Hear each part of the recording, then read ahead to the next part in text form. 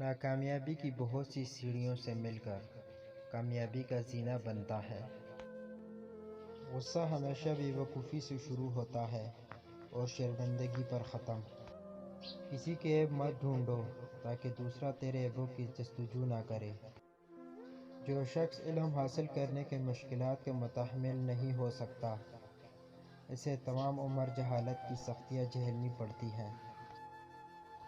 ہر ایک نئی چیز اچھی معلوم ہوتی ہے، لیکن دوست جتنے پرانے ہوں گے اتنے ہی عمدہ اور مضبوط ہوتے ہیں۔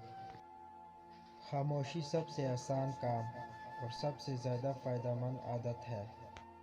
اگر کوئی تیرے حق میں برائی کرے اور تو کسی کے حق میں نیکی کرے تو دونوں کو بھول جا۔ سخی خواہ مفلس ہو لوگ اس کی عزت کرتے ہیں، بخیل خواہ اور دولت مند ہو وہ لوگوں کے دلوں میں عزت حاصل نہیں کر سکتا۔ زندگی کی سب سے بڑی فتح نفس پر فتح پانا ہے۔